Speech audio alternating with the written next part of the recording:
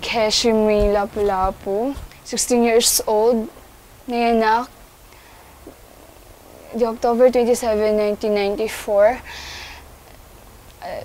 Sa kasalukuyan, 4th year high school na, J. Ilocos National High School.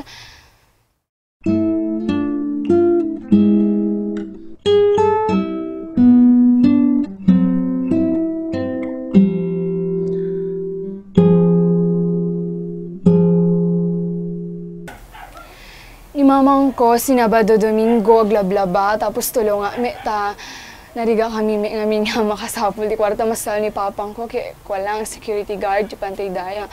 Kami nga, sakto, hindi naman sapat yung kinikita nila, kaya masapol ko nga tulungan ti parents ko. Ngamin no,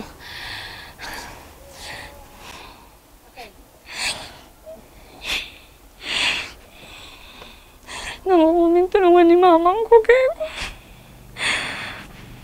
na makakontinue ti pinagbasa. Masalo siya pa yung tinunaan. Da kami kakabsa kay lima siya tinunaan. Da kami amin kay gigida nagbasa. Tapos, di niya every malam. Siyempre, namin nga sigurado nga dumaremedyo inal daw ti parents ko ti allowance mi agab sa masado kami may high school nga basbasa.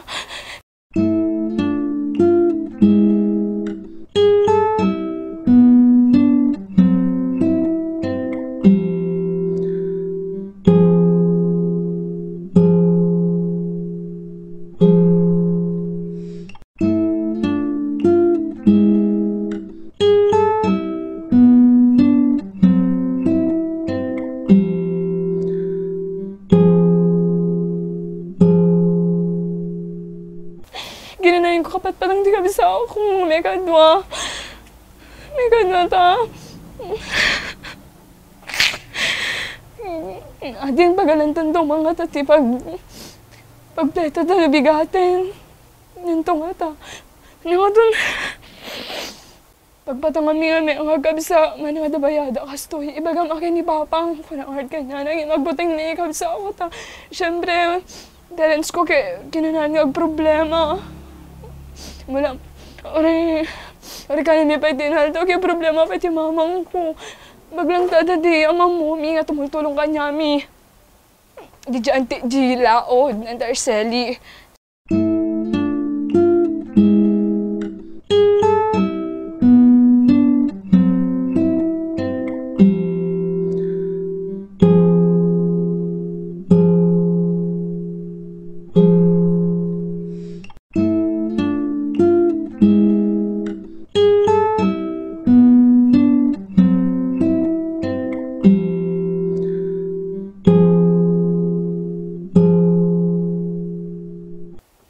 Paskol milata ti rupa min, mapan bumulod ti bagas.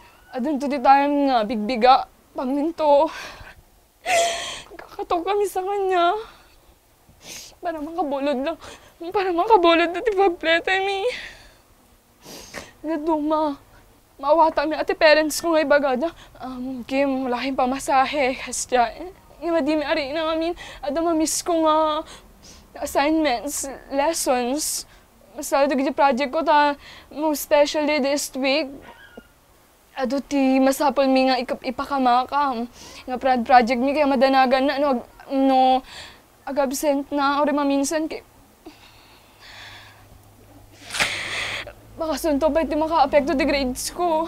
Kaya masapol ko talaga ti, oray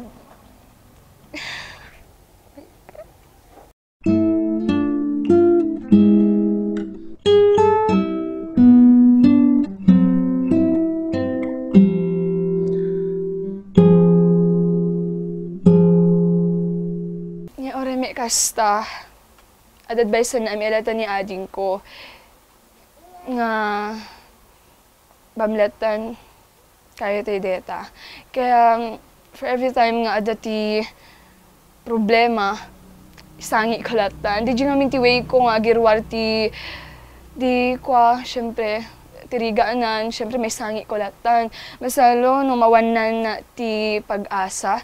Kasi lahat naman ng tao nawala ng pag-asa for every time nga ada sumampi nga struggles.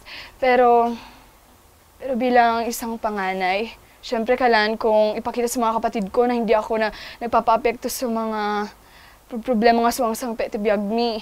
Orinal daw, nga ito problema. Kaya, tinanayin ko na tabagbagaan, di kakabsa ako nga bamlatan. Magtyaga na lang tayo kung sa anong meron dyan, masalo sa pagkainan. Masalo, mahirap lang kami, dahil nga sa mahirap lang kami.